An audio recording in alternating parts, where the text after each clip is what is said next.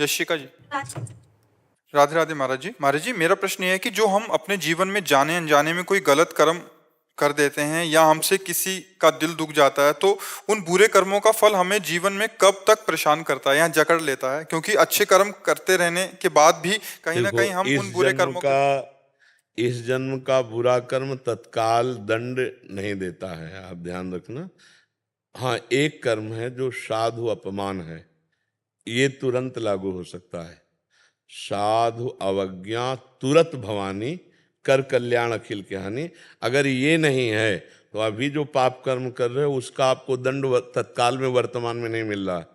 नहीं तो बहुत गंदे आचरण करने वाला भी सुखी देखा जाता है।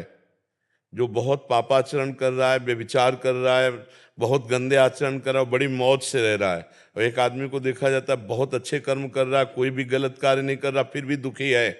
इसका मतलब इसके पूर्व जन्मों से संबंधित है।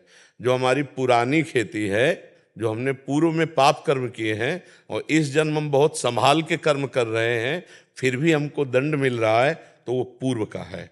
इस जन्म में वो पाप कर रहा है लेकिन बहुत मौज मस्ती से है, तो उसकी नई खेती का नहीं है, ये पूर्व का पुण्य है जो उस पुण्य को भोग रहा है। जिस दिन उसका पूर्व का पुण्य संपन्न हुआ और वर्तमान का पाप लागू हुआ तो ब्लास्ट हो जाएगा, नष्ट हो जाएगा, उसका घर नष्ट हो जाएगा, उसका परिवार नष्ट हो जाएगा, वो किसी काम का नहीं रहेगा। पाप कर्म करते हुए जो सुखी दिखाई दे रहे हैं, तो बस घड़ी गिन लो, अंतिम घड़ियां चल रही हैं। जिस समय उनका पुण्य नष्ट होगा वो नष्ट हो जाएंगे। और जो पुण्य आत्मा है, अच्छे कर्म कर रहा है लेकिन कष्ट भोग रहा है, वो उसके पूर्व के पाप नष्ट हो रहे हैं। जिस दिन पूर्व का पुण्य और वर्तमान का पुण्य मिलेगा वो प्रकाशित हो जाएगा, उसका कुल परंपरागत सुख बढ़ता चला जाएगा। इसलिए वर्तमान का पाप अगर आपसे हो गया है तो आपके उसको प्रायश्चित करके नष्ट कर दो, नहीं तो अभी तो वो सज रहा है, अभी वो दंड नहीं दे रहा, दंड तो आगे देगा वो जा करके। अब कह दे ऐसा विधान क्यों है, तो आज कत्ल करो तो अभी थोड़ी फांसी में चढ़ा दिए जाओगे। 10-10 वर्ष मुकदमा चलता है और फिर जीव को कहीं जाकर उसको दंड मिलता है कि 20 साल की सजा और 5 लाख रुपया जुर्माना, और 10वें वर्ष मुकदमा चलता रहता है। तो ये तो एक जन्म का है, सरकारी हमारे भगवान के यहाँ तो लाखों जन्म का मुकदमा चल रहा है। अब किस समय कौन से जन्म की तुम्हारी कर्म की वृत्ति। अब भीष्म जी बाल ब्रह्मचारी हैं, बड़े भजनानंदी महापुरुष, और 6 महीना बाणों की सैया पे, तो सैकड़ों जन्म पीछे का हिसाब किताब उनके ऊपर आ गया। तो हमारा तो बहुत बड़ा हिसाब किताब चल रहा है, एक दो केस थोड़ी है। तो हमें चाहिए भगवान नाम जप के बल से हम अपने कर्मों के गोदाम को आग लगा दें और नए कर्मों को सुधार लें, और जो हमारा शरीर रचा गया है उस समय जो हमारे कर्म हैं उनको हम भोग लें, तो भगवत प्राप्ति हो जाएगी। हम जन्म जन्म के प्रपंच से छूट जाएंगे। नहीं तो अवश्य में भोक्तव्यम कृतम कर्म शुभाशुभम। अभी जो किया है वो तो फसल तैयार हो रही, आगे भोगना पड़ेगा। ये तो पीछे का है जिसको तुम भोग रहे हो।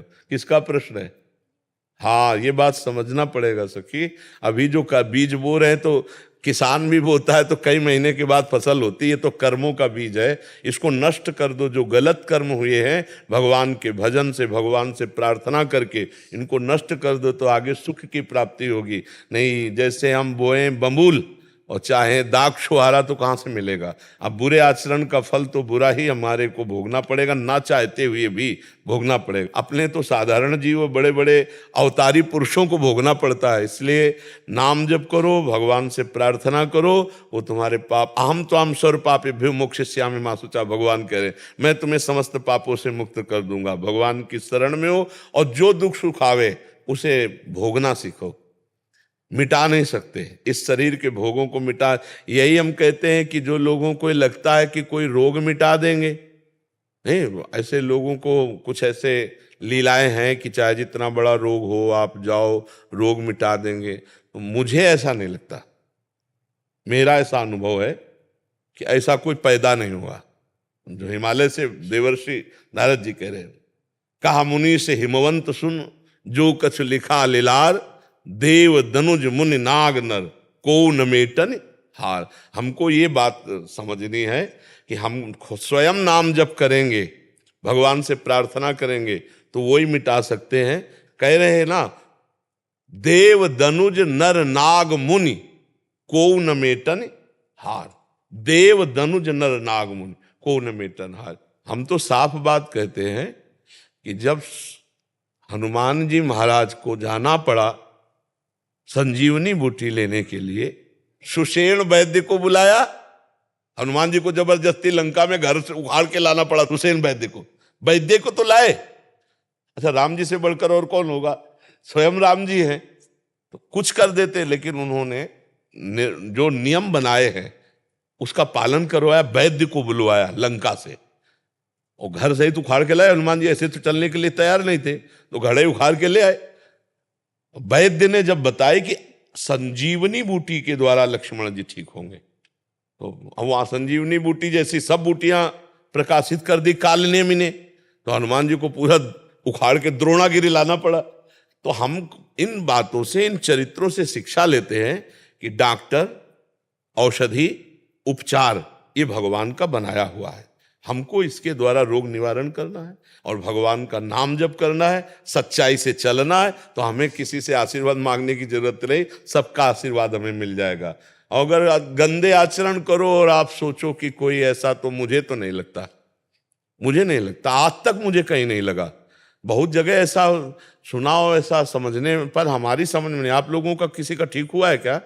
सच्चाई से बताना कि भाई अमुक आदमी का कैंसर ठीक हो गया या अमुक। हाँ, ऐसा हमने देखा है कि ईमानदारी से भजन करने पर, सच्चाई से चलने पर रोगों का प्रभाव कम होते देखा है।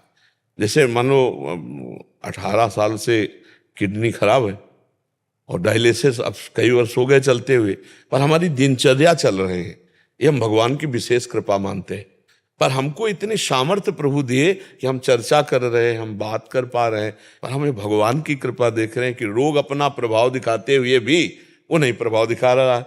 ये तो हो रहा है भजन से, उसका प्रभाव हमको परास्त नहीं कर पा रहा, लेकिन इसे मिटार दे ऐसा नहीं, इसको तो भोगना पड़ा। रामकृष्ण परमहंस जी सिद्ध महापुरुष, लेकिन उनको भी भोगना पड़ा ना, बड़े बड़ों को। तो हमें लगता है कि कर्म को भगवान के चरणों में समर्पित करके उनके नाम जप के द्वारा वही, और जिससे रचना शरीर की हो गई वो तो भोगना पड़ेगा, वो तो भोगना पड़ता है।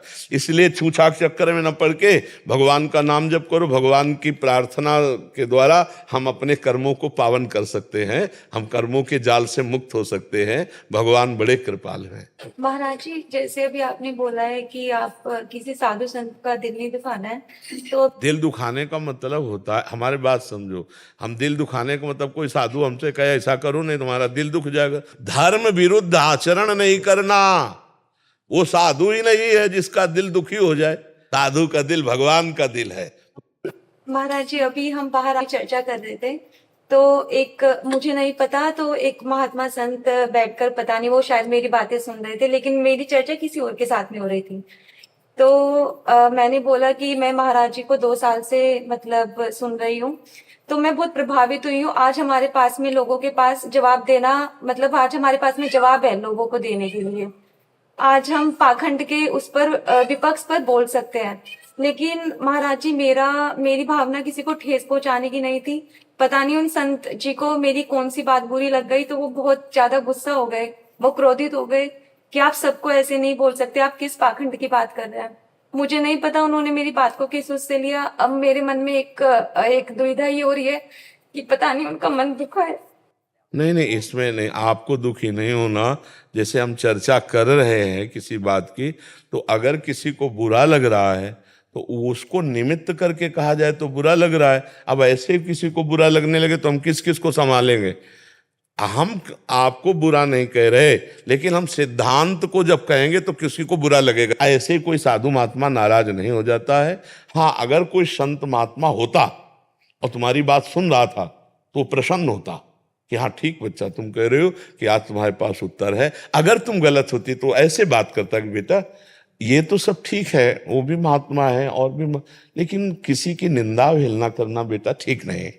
वो आपको ऐसे सलाह देता जिससे आप दुखी नहीं होती। ये सब कलिकाल है, आप डरो मत। संत ते होए न कारज हानि, आप ये समझ लो, संत से कभी किसी का अनिष्ट नहीं हो सकता, अमंगल नहीं हो सकता। ऐसे ये सब बातें मतलब मत सोचो, कल तुम्हें और कोई मिल सकता है। किसी को अगर जरूरत है तो तुम भोजन पवा दो, कोई बीमार आदमी है तो औषधि ला के दे दो, ठंडी में कांप रहा है, अपना कपड़ा दे दो, हम तुम्हें ये कहते हैं कोई इससे हानि नहीं होगी, आपका मंगल ही हो जाएगा। लेकिन ऐसे सब बातों से बचो बच्चा। साधु बनकर साधुता निर्वाह करना बहुत कठिन है। साधु कोई लाखों में एक होता है बच्चा, इसलिए बहुत सावधान। किसी की तरफ ऐसा मत देखो कि वो नाराज हो गया तो हम दुखी हो जाए। मस्त रहो, गलत करो मत तो गलत सहो मत, फिर तुम्हारा कोई बाल बांका नहीं कर सकता। ऐसे बिल्कुल मस्त रहो। ऐसे कभी साधु नहीं होते। साधु होते हैं तुम्हारे कष्ट दूर करने के लिए स्वयं कष्ट सह जाना, तुम्हारे लिए अपना भजन दे देना। तुम जैसे हो ना, तो ऐसा लगेगा मेरा बच्चा है, इसको कष्ट ना हो। ऐसे कटु वचन या क्रोध वचन या ऐसे साप कुछ नहीं है, तभी साप वाप होते हैं। ऐसे आजकल जिनके पास होता है ना, वो ऐसे दे ही नहीं सकते, न साप न वरदान। और जिनके पास नहीं होता ना, चट दे देते, क्योंकि है ही ले जबान में, दिन भर झूठे ही बोलते रहते। बहुत आराम से आनंद से चलो। भगवान का मार्ग कभी ऐसा नहीं रहा। मतलब पैसे से जो होता है वो भगवान का मार्ग नहीं होता, और जो भगवान का मार्ग है उसमें पैसा प्रधान नहीं होता, वो भाव प्रधान होता है। आप देखो ना, भगवान सबरी जी के यहाँ जा रहे हैं, सुदामा जी के तंदुल पा रहे हैं। भला पैसे वालों की बात है क्या? तो छोटे छोटे तंदुल पा रहे हैं, टूटे हुए। कौन है? द्वारिकाधीश है। ये कौन है? भगवान राम है, सबरी के बेर पा। हमारे भगवान और हमारे भगवान के भक्त बहुत लाडले होते हैं। नहीं आप देखो, अगर संत है तो ये कहेगा बच्चा तुम्हारा भगवान मंगल करें, हमारी तो कोई गलती नहीं, शायद तुम्हें भूल हो गई, नहीं भगवान तुम्हारा मंगल करे। ऐसा नहीं हो सकता कि वो ये कह दे जात नाश हो जाए, ऐसा नहीं। हमने संतों में ऐसा नहीं देखा। वो पिट गए हैं और मंगल बनाया है। करत जे अनुशहन निंदक तिनहु पे अनुग्रह करो। भगवान शंकर जब रावण ने लात मारी विभीषण पर और विभीषण जी ने हाथ जोड़कर बात की, तो भगवान शंकर कह रहे उमा संत कह यही बड़ाई, मंद करत जो करे भले। अभी साधु संतों का स्वभाव नहीं जाना ना, ऐसे भेष मात्र से साधु नहीं हो जाता। जिसकी स्थिति साधुता की होती है उसे साधु कहते हैं। और डरो मत, हमसे कोई गलती भी बन जाए तो डरना नहीं, गलती भी बन जाए तो डरना नहीं। साधु हमारे माता पिता हैं, अपने माता पिता से अगर गलती, वैसे थोड़ी डरना कि हमें वो कोई सिंह है कि हमें खा जाएंगे, नहीं। अगर हमसे कोई गलती हो जाती है तो हम फिर हाथ जोड़ लेते हैं, प्रार्थना कर लेते हैं। वो भगवान के समान है संतजन, जो संत है वो भगवान के समान है, हमारे अपराधों को गिनेंगे नहीं। और जो ऐसे हैं वो मतलब एक होता है पर्दे में संत बन करके आना, और एक होता है संत होना। पर्दे में तो कोई भी बन सकता है, लेकिन संत बनना बड़ा कठिन है। आप लोग प्रसन्न रहिए और कभी कहीं कोई मत डरिए कि तुम्हारे घर में कोई आए मांगे हो तुम ना दो, सोचे कि वो जो कह देते हैं कि तुम्हारे अनिष्ट हो जाएगा मंगल। कुछ नहीं, ये सब कुछ नहीं। हाँ, हमारे पास श्रद्धा है तो हम आपको रोटी दाल ये देंगे। बिल्कुल मत डरो, ऐसे नहीं डरा जाता, ऐसे नहीं किया जाता। जो संत होंगे कभी अमंगल कर ही नहीं सकते। जो संत होंगे, आपको सच्ची बताएं, मर जाए ऐसे नहीं करेगा, रुपए के लिए नहीं करेगा। आपको हम संतों को देखा है, ऐसे नहीं कर सकता। आज तक हम जितने संतों से मिले हैं, भोजन के लिए शास्त्र आज्ञा है कि आप भिक्षा मांग सकते हो। भोजन के लिए तो बड़े बड़े परमहंस जाकर गृहस्थों से ऐसे, लेकिन रुपया ये मुझे नहीं। रुपया मांगे तो फिर मुझे कम समझ में आता है कि ऐसा शास्त्र आदेश नहीं है। हाँ, भोजन के लिए तो भिक्षाम दे, ये तो बड़े बड़े परमहंस आएंगे। तो आनंदित रहो बच्चा, कभी ऐसा मत सोचो। हर्षवर्धन मिश्रा जी। राधा वल्लभ श्री हरिवंश। आपने कई बार सत्संग में बताया भी है कि प्रकृति में 3 प्रकार के गुण चलते हैं, रजोगुण, सतोगुण और तमोगुण। तो कई बार हमारे शरीर में ये गुणों का प्रभाव चलता है अंतःकरण में, अंतःकरण में। तो महाराज जी, कई बार जब भजन बिल्कुल भी नहीं होता, तो उस स्थिति में हम ये कैसे पहचाने कि ये हमारे प्रमाद के कारण हो रहा है, या हम अगर मान लीजिए आश्रय लेते हैं तो हम इस आश्रय पे बैठ जाए कि हम तो प्रियालाल के आश्रित हैं। अगर हम मान लीजिए चूक हमसे हो भी रही है किसी जगह में और भजन हम नहीं भी कर पा रहे हैं, तो हम उनके आश्रित है, वो हमें देख लेंगे जी। ये तो हृदय का विषय है। जब हमारे अंदर तमोगुण आता है तो हमारे अंदर प्रमाद स्थित, प्रमाद कहते हैं ना करने योग्य कार्य के करने में रुचि हो जाना और करने योग्य कार्य में अरुचि हो जाना। तो जैसे भजन है, सतमार्ग की प्रवृत्तियां हैं, इनमें बिल्कुल रुचि नहीं होती। निद्रा आलस्य प्रमादोत्थम तत्तामस मुदाहरतम। उस समय हमको नाम कीर्तन करना है, नाम जप या सुमिरन या मनन नहीं। अलग अलग बाण होते हैं ना, तो जैसे तमोगुण आया तो उसके लिए बाण है नाम कीर्तन, वो करने नहीं देगा, वो बुरा लगेगा मन को। लेकिन उस समय हमें करना है, जोर जोर से पद गायन करना है, भगवत संबंधी लीला चरित्र या नाम कीर्तन करना है। और उस समय भी तमोगुण अंतःकरण में आया, मेरे में नहीं। मेरे में तमोगुण थोड़ी आया, मैं अंतःकरण हूं क्या? जब गुण चर्चा होती तो फिर तत्व चर्चा उसमें जुड़ जाती है। तो जब हमारे अंदर गुणों का प्रवाह आया, तमोगुण, हम जान पा गए हमारे अंदर तमोगुण आ गया, तो किस में आया? अंतःकरण में, मेरे में नहीं, क्योंकि जानने वाला तो मैं हूं। वो अंतःकरण मेरे जानने में आने वाला विषय है, इसका मतलब मैं अंतःकरण नहीं हूं। समझ पा रहे हो ना? ये ज्ञान की बात है, मैं साक्षी हूं उसका। अब अंतःकरण में प्रमाद स्थिति आ रही हो, हम नाम कीर्तन कर रहे हैं, जीत गए हम तमोगुण को। अब रजोगुण जब आएगा तो भोग विलासिता का चिंतन कराएगा। ये नाना प्रकार की स्वादिष्ट पदार्थ, जनेन्द्रिय जन भोग की कामना, बहुत तरह की भोग संबंधी कामनाएं रजोगुण में उत्पन्न होती है। तो जब हमारा भजन में अरुचि और भोगों में रुचि होने लगे, भोगों का चिंतन तो समझ लेना चाहिए, रजोगुण आ गया। अब उस समय हमें क्या करना है? उस समय सत्संग सुनना चाहिए। अलग अलग बाण है। उस समय सत्संग बहुत जल्दी आपको सुधार देगा, क्योंकि भोगों में अरुचि के लिए वैराग्य के कुछ सत्संग ऐसे रखने चाहिए तो तत्काल लगाए, वो दवा की तरह, और ध्यान से सुने, सोई विचार पवित्र होगा, रजोगुण घटकर सतोगुण बढ़ने लगेगा। और जब सतोगुण आता है तो प्रश्न की जरूरत नहीं पड़ती, जैसे रसगुल्ला पाने के लिए प्रेरणा नहीं देनी पड़ती, वो अपने आप पाने का मन होता है। ऐसे सतोगुण में भजन का स्वाभाविक मन होने लगता है, शास्त्र स्वाध्याय में रुचि होने लगती, संत समागम की रुचि होने लगती, बड़े बड़े पावन चरित्रों का स्मरण होने लगता। सत्वगुण बहुत सहायक है, लेकिन ये भगवत प्राप्ति नहीं कराता, ये भगवत प्राप्ति के मार्ग में लाता है। फिर भगवत प्राप्ति होती है तीनों गुणों के त्याग से, क्योंकि अगर सत्वगुण है तो फिर रजोगुण दबाकर सत्वगुण को चढ़ जाएगा। स्थायी चीज नहीं है, गुणातीत। त्रैगुण विषया वेदा निस्त्रैगुण भवार्जुन, त्रिगुणातीत स्थिति भगवत प्राप्ति है। तो वास्तविक हमारा स्वरूप तीनों गुणों से अलग है। हम तीनों गुणों के दृष्टा है, ना कि तीनों गुण हम में आते हैं, अंतःकरण में आते हैं। अगर ये उस समय ज्ञान रहे तो हमारा नाम जप या भजन नहीं छूटेगा। और अगर ये छूट भी जाता है किसी कारण से, तो हमें पता है हम भगवान के आश्रित हैं। ये अंतःकरण मलिन इस समय है, पर मैं नहीं, मैं भगवान के आश्रित हूँ। इतना हृदय में, जैसे आप देखो कोई सुखद या दुखद परिस्थिति आती है, ये अंदर का विषय है, तो आपकी मनोवृत्ति कहाँ जाती है? किसी व्यक्ति पर, अपने पर, या श्री जी पर। मैंने ये किया अच्छा काम तो उसका परिणाम मुझे अच्छा मिला, ये आता है कि श्री जी की कृपा से अच्छा कार्य हो गया। श्री जी ने, अगर श्री जी पर गया पहला तो आप श्री जी के आश्रित हो, और अगर अहम पर आया या किसी व्यक्ति वस्तु पर गया तो आप उसके आश्रित हो, अहम के आश्रित हो। समझ पा रहे हो? जात से समझ रहे हो? भारी दुख की परिस्थिति आती है, आपका मन भाग के सबसे पहले कहाँ जाता है?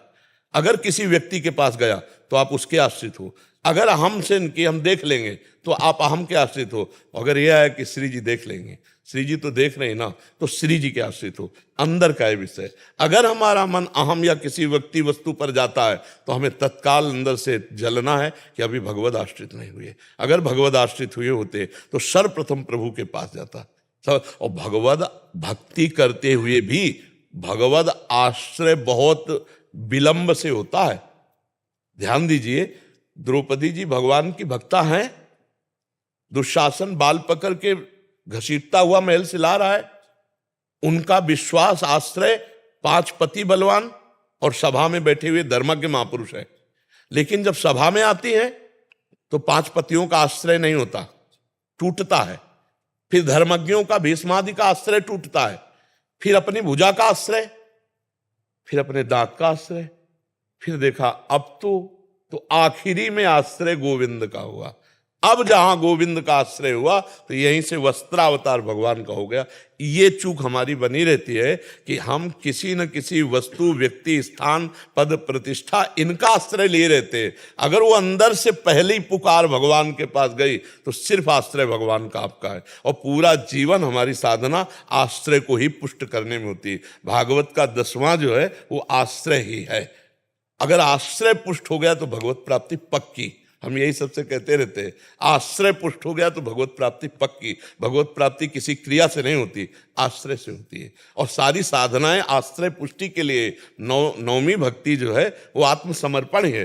श्रवणम, कीर्तनम, अर्चनम, वंदनम, दास्यम, सख्य, आत्मनिवेदनम, जो भगवान का आत्मनिवेदन स्वरूप है, यही आश्रय है।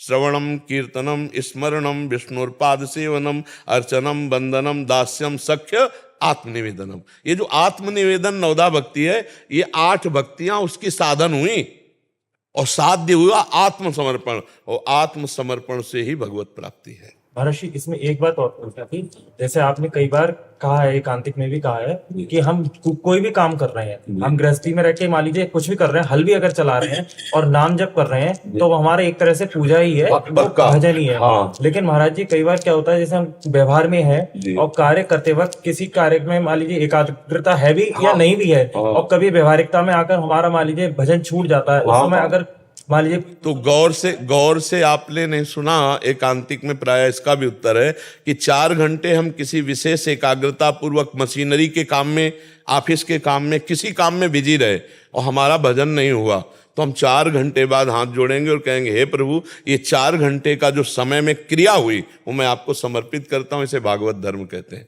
वो समर्पण भी उसे भगवत प्राप्ति ही कराएगा। ये भी तो साथ में जुड़ा है ना।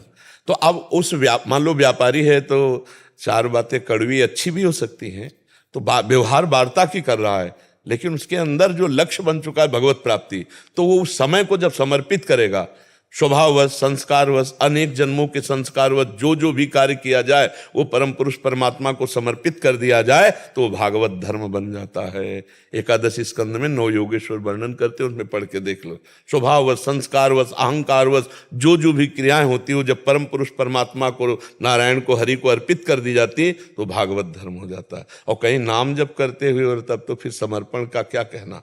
अब तो अब बिना नाम जप के भी समर्पित कर देने पर वो कर्म उसे भगवत प्राप्ति कराएगा। भगवान ने भी आदेश किया, यत करोषि, जो करो मुझे समर्पित कर दो। आपकी शरण में है, आपकी नहीं, हम सब प्रभु की शरण में हैं, हम सब प्रभु की शरण में हैं। की कृपा से जो कुछ नाम जब चल पाता है चल। हाँ, नहीं ऐसा भाव रखो, पर हम सब भगवान की शरण में हैं। जो आपको संभाल रहे हैं वही हमें भी संभाल रहे हैं। हम सब उन्हीं के छत्र के नीचे नहीं। हाँ, हम आपकी लिफ्ट में है बस। हाँ, ऐसा मान लेते हैं लेकिन लिफ्ट में पावर तो कुछ और है, जो हमको भी ले चल रहा है, आपको भी ले चल रहा है दीपक जी। श्री राधा वल्लभ श्री सदगुरु। श्री हरिवंश महाराज जी। महाराज जी, क्या भगवान, ईश्वर, प्रभु व परमात्मा समान अर्थ हैं या इनमें विभेद है? मतलब एक ही नहीं, अर्थ है? ज्ञानी जिसे ब्रह्म कहता है, योगी उसे परमात्मा कहता है, भक्त उसे भगवान कहते हैं। बात एक ही है। जल, वार, तोय, वाटर, पानी, इनमें क्या बात तो एक ही है ना।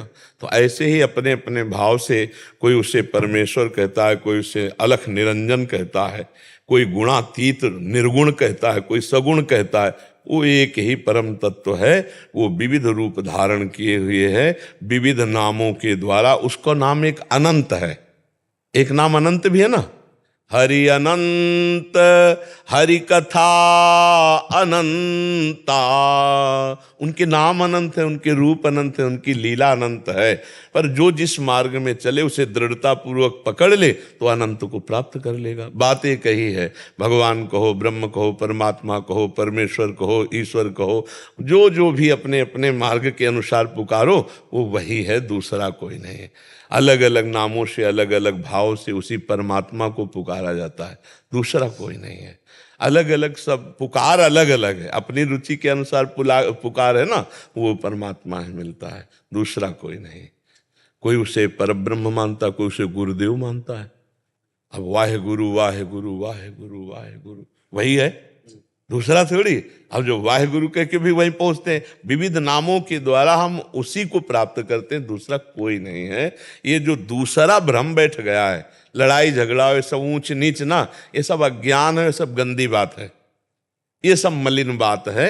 दूसरा कोई नहीं, एक ही परमात्मा। जब ऊंचाई पर चढ़ जाओ ना, ऐसे नीचे से देखोगे तो कोई बिल्डिंग ऊंची कोई नीची दिखाई देगी, पर हेलीकॉप्टर पे बैठ के देखो सब बराबर ही नजर आएगा ना। तो अध्यात्म की जब ऊंचाई पर चढ़ जाया जाता है तो सब बराबर नजर आता है, कोई अलग नहीं आता, कोई अलग नहीं होता। और हम ये आपको कहते हैं कि जब भगवत प्राप्ति होनी होती है, भगवत साक्षात्कार, तो सब बड़े बड़े महापुरुष दर्शन देते हैं, सब बड़े बड़े महापुरुष। और कहीं किंचन मात्र उनके दुलार में अंतर नहीं देखा गया कि ये हमारे नहीं है, ऐसा नहीं। हाँ, हम गंगा किनारे थे जब साधन पथ पे, तो गुरुदेव नानक साहब जी का ऐसे एक पट्टी पड़ी हुई थी, अब हमें पंजाबी अक्षर तो पता नहीं, तो वो अक्षरों में एक पट्टी में कुछ लिखा हुआ था और बड़ी मृदु मुस्कान। पहला हमें दर्शन जो है गुरु नानक साहब का गंगा किनारे, तो हमने देखा। फिर एक बार श्रीचंद जी का दर्शन, जो उदासीन अखाड़े के और नानक साहब के बड़े पुत्र हैं। कोई भी ऐसे महापुरुष नहीं जिनके दर्शन न हो। सब जब आपको परमात्मा, तो सब परमात्मा स्वरूप है ना। पहले महात्मा जन आते हैं तब परमात्मा आते हैं, ये बात समझ ला। पहले हनुमान जी के दर्शन हुए तब राम जी के दर्शन हुए, विभीषण जी को नहीं हुई है। हाँ, पहले इन सब महात्माओं के बड़े बड़े उनकी कृपा प्रसाद मिलता है। तो जो नाम में आप हमारे हर प्रश्न का उत्तर नाम सुनेंगे, ये सब बड़े महापुरुषों की बातें हैं। उनके द्वारा उपदिष्ट बात है कि जगत का कल्याण सिर्फ नाम से होगा। ये बड़े सिद्धों की बात, अव्यक्त सिद्धों की बात कह रहे हैं। इसीलिए बस एक रट लग गई है, नाम नाम नाम पकड़ लो। हर प्रश्न को घुमा के वहीं ले आना, उत्तर उसका नाम जप करो तुम्हारा परम मंगल हो जाएगा। नाम के बिना कुछ नहीं है, नाम के बिना कुछ नहीं। ये यहाँ बड़े बड़े संतों की बात और शास्त्र की बात, युग धर्म की बात, सब मिलाकर के बात कह रहे। नाम के बिना जिसने नाम नहीं पकड़ा वो अधूरा मिलेगा, और जिसने नाम पकड़ लिया कुछ न करे वो पूरा मिलेगा। देख लेना, नाम सब कुछ है, नाम सब कुछ है। ये बड़े महापुरुषों की बात बता रहे, सिद्ध महापुरुषों की। जो अव्यक्त महापुरुष हैं उनसे, उनकी बात से हम डंके की चोट पर कह रहे हैं, नाम से ही काम बनेगा। क्योंकि उन सब महापुरुषों के जब कृपा प्रसाद, तो ये नाम, और जिनके जीवन में नाम नहीं हो सब है। जहां पोलाई होती है ना, वहीं कोई घुस पाता है। जहां ठोस होता है वहां कुछ नहीं घुस। नाम जापक ठोस होता है और सब पुलाई होती है। बस इतनी बात समझ लो। और खुल के बता दें, नाम एक अंक है और सब साधन शून्य है। अगर अंक हटा दो तो शून्य शून्य है, और अंक रख दो तो 10 गुना फल है, नहीं फल। तो इसलिए नाम सब कुछ है। नाम नानक नाम जहाज है, चढ़े सो उतरे पार। हाँ, नाम का प्रसाद बड़े बड़े गुरुवाणी में हमने जो पढ़ा, हर महापुरुष नाम प्रसाद, हर महिमा नाम और साधु संग। क्योंकि साधु संग नाम में उत्साह बढ़ाता है, नाम में प्रीति बढ़ाता है, नाम जपने का उत्साह बढ़ता है। और नाम हमारी वाणी जी में लिखा है, साधन को हरि भजन है, कै सत्संग सहाय। भगवत प्राप्ति का, मन को परमात्मा प्राप्ति कराने का उपाय नाम जप है, और उसकी सहायता साधु संग से होगी। 2 बातें हमने बहुत जोर की पाई है सब शास्त्रों में, साधु सेवा, साधु संग और नाम जप। सब कुछ हो जाएगा, इसी से हो जाएगा। हर नाम परमात्मा के ही हैं, प्रभु के ही हैं, उनमें कोई भेद नहीं। सीमा जी, राधे राधे महाराज जी। महाराज जी, मेरा प्रश्न है कि आजकल ये कह रहे हैं कि बहुत सारा भय उत्पन्न हो जाता है कभी कभी धर्म में। जैसे कि ये करोगे तो ये हो जाएगा, वो करोगे तो ये हो जाएगा। क्या हो जाएगा बोलो ना। जैसे धर्म में ये करोगे तो हो जाएगा, नहीं पाप करोगे तो भय आएगा। धर्म में निर्भयता आती है, पाप से भय आता है। कौन कहता है कि धर्म में ये करोगे तो भय हो जाएगा? क्या है, हमें बोलो। मेरा प्रश्न ये था कि धर्म के नाम पर भय और आडंबर है। कहाँ है, किसके पास है? नहीं, जैसे ज्यादातर जब हम कुछ पूजा, तो क्यों जाओ वहां? नहीं, हम ये कह रहे हैं कि तुम पाखंड के पास क्यों जाओ? शराब की दुकान के पास जाओगे तो शराबे की गंध आएगी। तो जो जानती हो पाखंड, वहां मत जाओ। और धर्म का भय, आप हमें बताओ कहां भय है? धर्म में भय? धर्म तो निर्भय पद प्रदान करता है। कैसी बात करती है सखी? धर्म में भय कहाँ है? आप बोलिए हमें कि ये धर्म है और इसमें भय है। आप बोलिए ना, आपसे मैं पूछ रहे हैं, बोलिए। नहीं, मेरा प्रश्न यही था कि धर्म तो निर्भय और स्वतंत्र होना चाहिए, सिर्फ भाव और भावना पर केंद्रित। धर्म निर्भय ही है और धर्म स्वतंत्र नहीं, परतंत्र है, शास्त्र सम्मत। धर्म को ऐसे जाना जाएगा, स्वतंत्र नहीं है। स्वतंत्र शब्द में तो धर्म की व्याख्या गलत हो जाएगी। तस्मात् शास्त्रम प्रमाणम ते कार्याकार्यो व्यवस्थित हो। जैसे आप एक स्त्री हैं तो आप किसी की माँ भी हो, किसी की बहन भी हो, किसी की पत्नी भी हो, तो आपका अलग अलग धर्म है। आपके धर्म का क्या निर्णय है ये शास्त्र बताता है और आप जानती हैं। अपने धर्म का जब आप पालन करेंगी तो आप निर्भय होंगी और आपका हृदय आनंदित रहेगा। लेकिन आप परतंत्र हैं। आप किसी की पत्नी है तो एक पत्नी धर्म आपको अपने अंडर में रखे है। आप किसी की माँ है तो वात्सल्य मात्र धर्म आपको अपनी सीमा में रखे। आप किसी की बहन है तो आपका एक बहन भाई का संबंध एक वो सीमा में है, उसके विरुद्ध नहीं कर सकती, स्वतंत्र नहीं है। धर्म की परतंत्रता जीव को मुक्त कर देती है, निर्भय कर देती है, निश्चिंत कर देती है, धर्म की परतंत्रता। और जब हम धर्म के आड़ में मनमानी आचरण करते हैं तो फिर भय आ जाएगा, क्योंकि वो पापाचरण है। कोई हमको दुख नहीं दे सकता यदि हम सही हैं, और हम गलत हैं तो फिर ये लगता है सब गलत है। बात समझना, हमारी दृष्टि जैसी हो जाती, हमें तो सब साधु नजर आते हैं, सब भगवान नजर आते हैं, आए हैं हमारे पास सब भगवान आए इन रूपों में, आप भी आए हो इस रूपों में, हमें इनमें कोई गलत नहीं नजर आते। अब ये प्रश्न करेंगे वैसा उत्तर दे देंगे, लेकिन मेरी दृष्टि में तो मेरे प्रभु में गलत कहीं कोई है ही नहीं।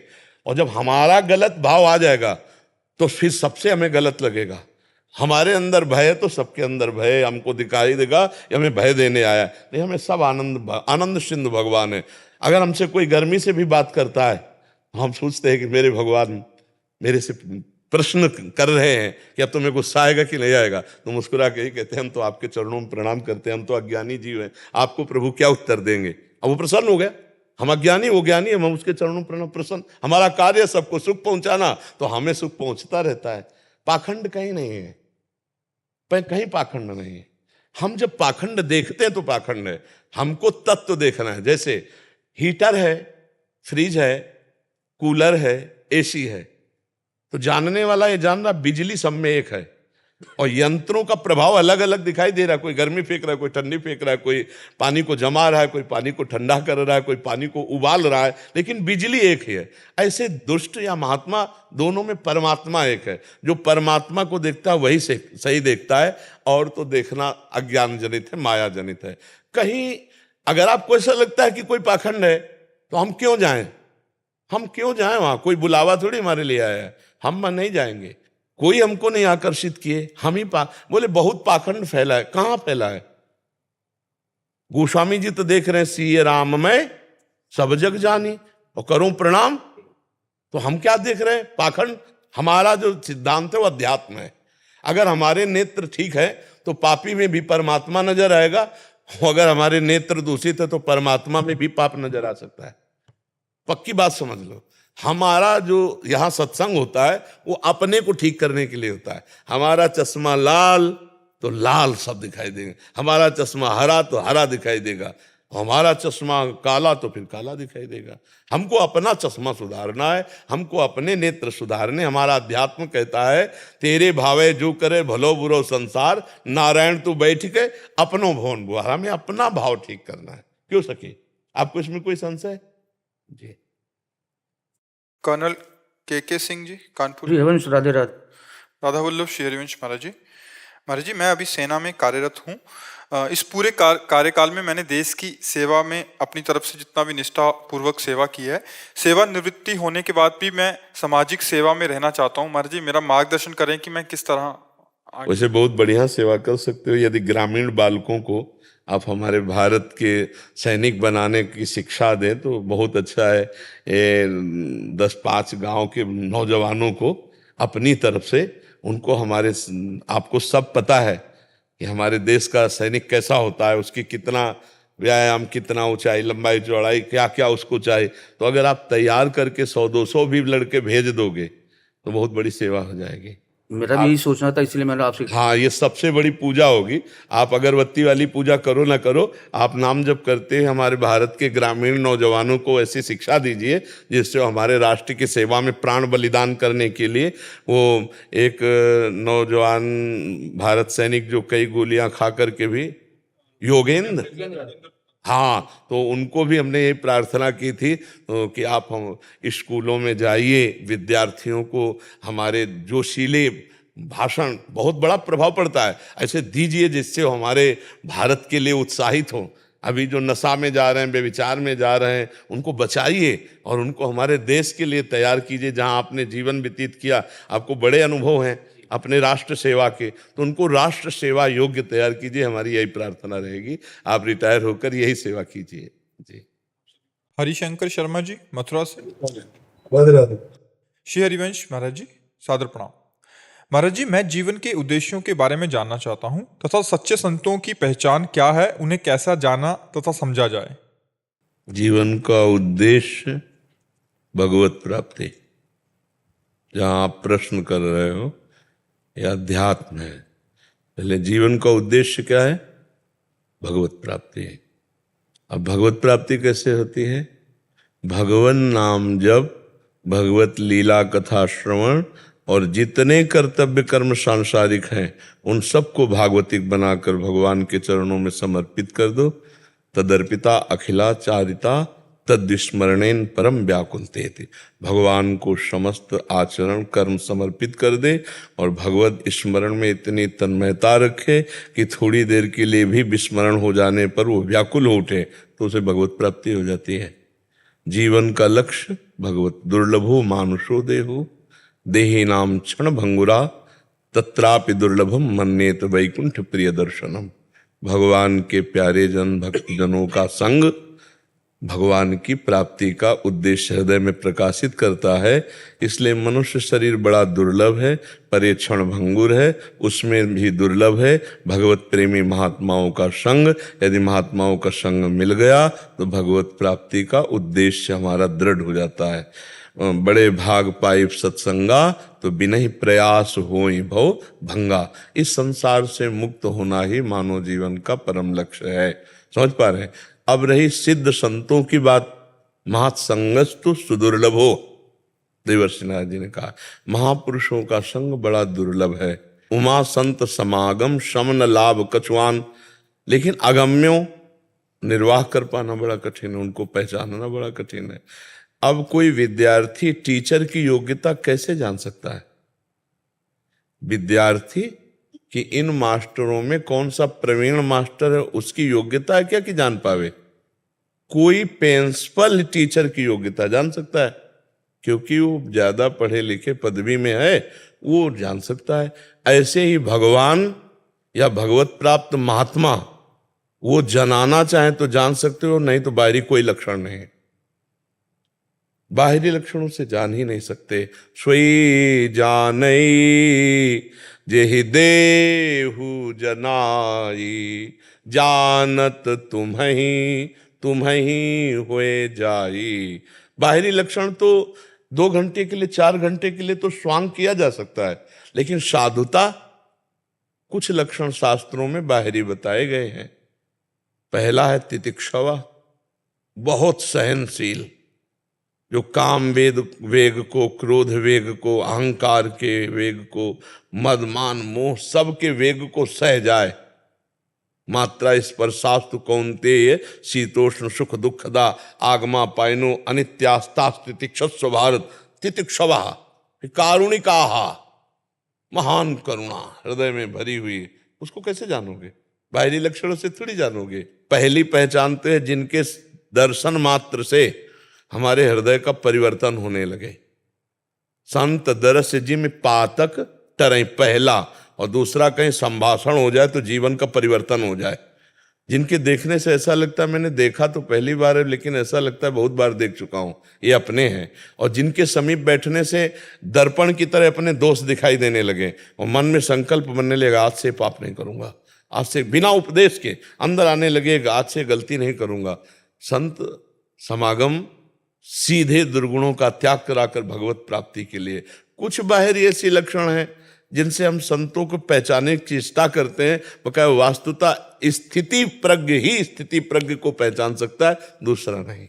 महाराज जी, कुछ ऐसे लक्षण जिसमें हम जैसे मतलब जिनको इतना ज्ञान नहीं है वो थोड़ा पहचान पाएंगे। हाँ, सबसे भूसा में तो पाखंड भी तो है ना। आज की चर्चा में नहीं सुना, पाखंड भी तो है ना। हाँ, तो जब तक ये श्लोक सिद्धांत जीवन में ना दिखाई दे तब तक अपने को और दूसरे को हम संत नहीं मान सकते। 15वां अध्याय गीता जी का जो श्लोक है, निर्माण मोहा जित संग दोषा अध्यात्म नित्या विनिवृत्त कामा द्वंद्वैर विमुक्ता सुख दुख संगै गच्छन्त मूढ़ा पदम अव्ययम तत्। जिसके अंदर मान नष्ट हो गया है, सबहि मान प्रद आप अमानी, मान नहीं है। तो अहम मूल होता है मान का, जिसका अहंकार नष्ट हो गया है, और मोह नहीं है जिससे किसी से, जो ममता रहित है। अद्वेष्टा सर्वभूतानाम मैत्रः करुण एव च निर्ममो निरहंकारा सम दुखा सुखा क्षमे। किसी से भी द्वेष नहीं है, किसी से भी राग नहीं है, सबसे प्यार है पर ममता किसी से नहीं, सबकी सेवा है पर अहंकार नहीं। निर्माण अमोहा, मान रहित और मोह रहित। और जित संग दोषा, हर भोग विलासिता उसके पास है, लेकिन उसका मन किसी भोग के भोगने में बिल्कुल राजी नहीं है। जो संग दोष रहित है, किसी भी तरह के विषय, व्यक्ति, वस्तु, स्थान का प्रभाव उसके ऊपर नहीं पड़ता है, वो संग दोष रहित है, क्योंकि वो आत्मस्वरूप में स्थित है। अध्यात्म नित्या आत्मस्वरूप में स्थित है। विनिवृत्त कामा, जिसकी सारी कामनाएं निवृत्त हो चुकी हैं, कोई कामना नहीं। द्वंद्व विमुक्ता, जो मान अपमान, सुख दुख, लाभ हानि, जय पराजय, इन द्वंद्वों से जो विजय प्राप्त कर चुका है, सुख दुख में जिसका समान भाव है, वो परम पद को प्राप्त, भगवत प्राप्त महात्मा है। अगर ये नहीं तो अभी साधक हो सकता है, भगवत मार्ग में चलने का प्रयास कर सकता है, पर वो सिद्ध महापुरुष नहीं है। और ये तो बाहरी बातें हैं, और भगवान जना दे तो जान जाए, नहीं तो महापुरुषों को जानना बड़ा कठिन है। संतों की कुछ ऐसी बाहरी चेष्टाएं भी होती हैं जिनसे आप जान ही नहीं सकते संत हैं। इसीलिए पाखंड का वो जोर, बहुत जोर से प्रवेश हो गया, क्योंकि छुप जाता है ना। जैसे मठा में कितना पानी मिला लो, नहीं, दूध में कितना पानी मिला लो, अब वो अंदर क्या चिंतन चला तुम्हें क्या पता चले। संत वेश का नाटक भी तो किया जा सकता है, थोड़ी देर रोया जा सकता है, थोड़ी देर ऐसे किया जा सकता है, लेकिन ये संत का केवल इतना ही लक्षण नहीं है। उसकी तो लक्षण की प्रवृत्ति ये है कि ब्रह्मादिक के भोग सब विषम लागत आई। किसी भी भोग में रुपया, पैसा, भोग सामग्री, मान, प्रतिष्ठा, यही तो प्रपंच है। अगर तीन का त्यागी नहीं तो महात्मा नहीं। कंचन, कामिनी, कीर्ति। अब कंचन का त्यागी कामना धन की करे और बाहरी त्याग दिखावे तो भी उसे नहीं कहते। अंदर से राग नहीं किसी वस्तु में। चक्रवर्ती सम्राट महाराज अम्बरीश और त्यागी महात्मा दुर्वासा जी, लेकिन अम्बरीश जी के त्याग के आगे दुर्वासा जी का त्याग बहुत लघु है। और दूब का घस करके उसका रस पीते हैं, दुर्वा रस, और वलकल की लंगूटी लगाते हैं। और एक है चक्रवर्ती सम्राट है, नवीन रानियां है, पूरा राजमहल वैभव सब है। त्यागी कौन है इन दो में? अम्बरीश जी। क्योंकि अम्बरीश जी सर्वस्व भगवान को अर्पित किए निरंतर भजन में, और वो तप को ग्रहण किए हुए हैं।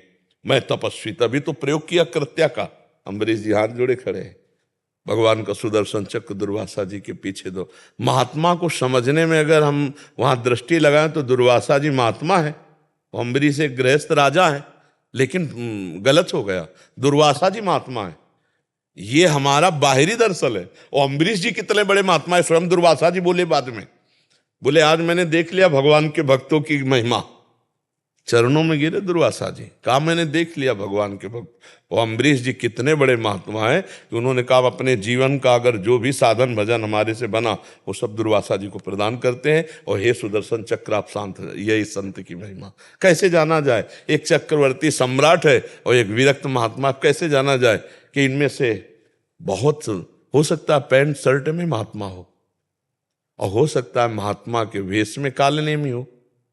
ऐसा भी हो सकता है, नहीं हो सकता? देखो विभीषण जी की कोई वेश भागवतिक तो नहीं, लेकिन भगवान कह रहे तुम सारीखे संत प्रिय मोरे, धरऊं देह नहीं आन निहोरे। तुम सरीखे संतों के लिए मैं अवतार धारण करता हूं, भगवान कह रहे हैं। ये अंदर का विषय है। साधुता ये हम आचार्य परंपरा से वेश धारण किए हुए हैं। अगर हमारे अंदर साधुता और भजन नहीं तो इसी को पाखंड कहते हैं। और अगर आप पैंट शर्ट पहने हुए हो और आप सच्चे हो, भगवान का भजन करते हो, अच्छे आचरण करते हो, तो आप भी संत हो। संत एक स्थिति का नाम है, जो भगवदाकार वृत्ति, जो समत्व से युक्त, जो स्वार्थ से रहित है। आप समझ पा रहे? बड़ा कठिन प्रश्न है किसी संत को पहचानना। तो हमें लगता है कि ये बात भगवान जानते हैं कि कौन संत है कौन पाखंडी। तो हमें भगवान से प्रार्थना करनी चाहिए कि आप हमें संत से मिला दो। तो जब संत से मिला, बिनु हरि कृपा मिले नहीं संता, तो जब हरि मिलाएंगे तो सही जगह मिला देंगे, क्योंकि वो जानते कौन संत है कौन नहीं संत है। अपने को तो जितना मात्रा में भगवान समझाते उतना ही समझ में आता है, लेकिन भगवान की सब समझ में है, जितनी समझ सब भगवान की समझ में है ना, तो हमें भगवान से प्रार्थना करना चाहिए कि हे दीन दयालु मुझे संत समागम दीजिए। जब द्रवहि दीन दयालु राघो तो साधु संगति पाइए। हाँ, बस सीधी पहचान संत की यही है, जो अनंत भगवान में रमण करता है हर समय वही संत है, प्रपंचातीत है वही संत है, जो भगवान के सिवा अन्य किसी का दर्शन नहीं करता वही संत है। भगवान ने कहा ना, वासुदेव सर्वमित समात्मा सुदुर्लभा, जो सब जगह अपने भगवान को जान गया वही महात्मा है। और ऐसा महात्मा मिल जाए तो मतलब भगवत प्राप्ति निश्चित हो जाएगी। अमोघस्य महासंगस्त दुर्लभो अगम्यो पर अमोघस्य, निश्चित भगवत प्राप्ति हो जाएगी। और फिर दूसरी बात, अब बिल्कुल गिर के बात कर रहे हैं, जब हम मिठाई लेने जाते हैं तो हम मिठाई वाले की क्वालिटी नहीं देखते, हम मिठाई की क्वालिटी देखते हैं। मिठाई लिया ये नहीं देखते इसने खाया है कि नहीं खाया, ये नहीं देखते कौन है कौन नहीं है, मिठाई लिया और अपना खाया। ऐसे ही हम संत समागम में जाएं तो जो हमको अच्छी बात मिले वो हम धारण कर लें तो हमारा हृदय ठीक हो जाएगा। अगर हम चेकिंग में लगे तो हमारा हृदय गलत हो जाएगा, लगेगा पता नहीं साधु है कि पाखंडी है, ये क्या है क्या है, तो हम ले नहीं पाएंगे और हमारा कल्याण नहीं हो पाएगा। तो जहां हमें गुरु वचन सुनाई दे, संत वचन सुनाई दे, गुरुवाणी सुनाई दे, शास्त्र सुनाई दे, हमें वो शब्द पकड़ लेना है और अपने परमार्थ को पुष्ट करना है। तो संत मिले ना मिले आप संत बन जाओगे, और आप संत बन जाओगे तो आपकी दृष्टि में कोई असंत दिखाई नहीं देगा, तब संत का दर्शन होगा। स्वयं संत बना हुआ ही संत दर्शन कर सकता है, और अगर स्वयं में संत नहीं तो फिर संत दर्शन नहीं हो सकता। उसको नाटक दिखाई देगा, उसको पाखंड दिखाई देगा, उसको दोष दिखाई देगा। समझ पा रहे आप? चश्मा हमारा जैसा होता है वैसे ही दर्शन होता है। तो हमें चाहिए, हमें संतों की बात सुन लें, शास्त्रों की बात सुन लें और उसे अपने जीवन में उतारें। वो उतारा है कि नहीं वो तो वो जाने, हमें अपना सुधार करना है तो हमें संतों की बात माननी है। क्यों भाई जी? कमल कुमार गुप्ता जी। राधे राधे, जय गुरुदेव भगवान। राधे राधे महाराज जी। महाराज जी, गृहस्थ जीवन में रहते हुए सर्वोच्चम दान कौन सा माना गया है? दान दान पूछ रहे हो? अपने श्वासों को भगवान के नाम में अर्पित कर देना, इससे बढ़कर कोई दान नहीं। एक राजा निरिग हुए हैं, निरिग भागवत में कथा है, वो रोज लाखों गवें दान करते थे, स्वर्ण से उनके खुर मढ़ा के और स्वर्ण की चादर, सींगों पे स्वर्ण मढ़ा के, स्वर्ण की झालरें मोतियों की ऐसे बना के, मोती माला है जैसे, और ऐसे चादर डाल के लाखों गाय दान करते थे। ब्राह्मणों को घर जो चाहिए, मतलब उनको ब्याह कराना तो ब्याह, बड़ा वैभव, सब दान करते, सब दान, लेकिन श्वासों से भगवान का नाम जप नहीं करते थे। तो जरा सा अपराध बना तो अगला जन्म उनका गिरगिट का हुआ, सुन लेना। इतना बड़ा दानी और गति बिगड़ गई, गिरगिट बन गए जान के। बहुत बड़ी बड़ी यज्ञ और बहुत बड़ा दान करने वाला महाराजा नहुष देवराज इंद्र की पदवी पे बैठा, और वहाँ गलत आचरणों के प्रति भावना आने पर अगला उसका जो पतन हुआ वो अजगर के रूप में हुआ, अजगर योनि को प्राप्त हुआ। तो बड़े बड़े दान, कन्यादान, स्वर्ण दान, रुपया दान, गौ दान, सब दान करने वाला यदि श्वास से भगवान का नाम जप नहीं करता तो कहीं ना कहीं वो फिर माया उसको घसीट लेती है। और कुछ नहीं हो रहा है, नाम जप कर रहे हैं, हमारे पास 4 रोटी और देखा कोई भूखा है तो हम उसको दे देते हैं, आज नहीं खाएंगे। ये बहुत बड़ा दान हो गया। हमको बेईमानी करके रुपया कमा के दान करने की जरूरत नहीं। ईमान से चल रहे हैं, हमारे पास आज 4 रोटी है और कोई भूखा हम देख लिया, उसको अपनी भोजन की दे दे, ये बहुत बड़ा दान हो गया। हर श्वास से नाम जप करते हैं, किसी जीव को अपनी तरफ से हम कष्ट नहीं देते। अभय दान, ये अभय दान है, हमारी तरफ से किसी को कष्ट नहीं। और अपने कर्तव्य का पालन, निष्ठा के लिए प्राण दान, जो आपने पूछा सर्वश्रेष्ठ दान। जैसे आप राष्ट्र सेवा में हो, समाज सेवा में हो, उसके लिए हम प्राण दान करते हैं। जरूरत पड़ने पर गोली खाएंगे, अपनी धर्मनिष्ठा, अपने कर्तव्य का पालन, अपने श्वासों को भगवान में समर्पित, और जरूरत पड़ने पर हम भूखे रह जाएंगे, दूसरे को भोजन दे देंगे, ये सर्वश्रेष्ठ दान के अंतर्गत आता है। धर्म पूर्वक अगर 10 रुपया तुम्हारे पास ज्यादा है और 10 रुपया किसी की सेवा में लगा दिया, वो बहुत बड़ा दान हो गया। अधर्म के द्वारा किया हुआ लाखों अरबों रुपया भी कुछ नहीं तुम्हारा मंगल करेगा, और धर्म के द्वारा 1 रुपया कमाया है और वो भी किसी की सेवा में लगा दिया तो बहुत बड़ा दान माना जाएगा।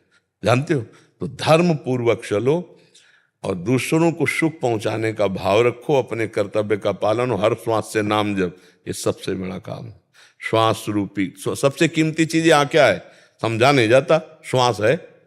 जैसे आपने 50 साल में लाखों अरबों करोड़ों रुपया सब कमा लिए, वो आपकी आखिरी श्वास है, तो कहा जाए कि आप एक श्वास और बढ़ा लीजिए पूरे जीवन की संपत्ति देके, तो एक श्वास नहीं बढ़ा सकते आप।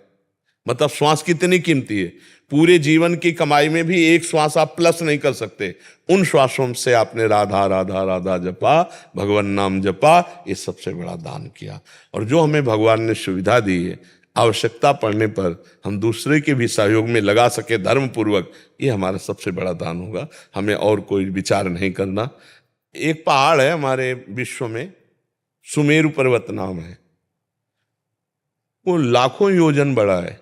1 योजन कहते हैं 4 कोस को, 4 कोस को 1 योजन कहते हैं, और 4 लाख योजन का है। 4 लाख योजन सोचो कितना बड़ा हो, सोने का पहाड़। ऐसे तो पहाड़ है भगवान की इस माया में, तो हम उनको किलो 2 किलो सोना दे के ले जा लेंगे क्या? नहीं, हम दैन्य होकर नाम जप करते हुए उनको पुकारेंगे तो हमारा कल्याण होगा। सबसे बड़ा दान श्वासों का दान।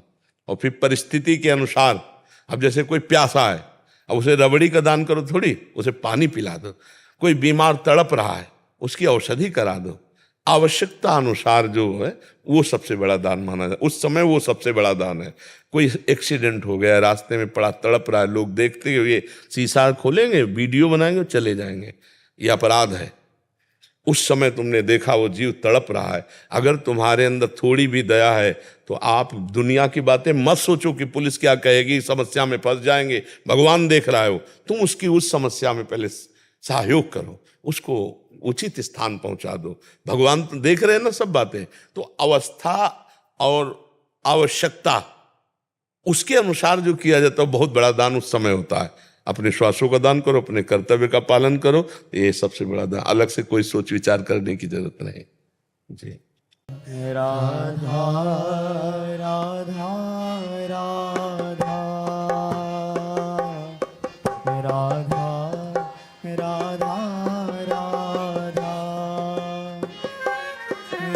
राधा राधा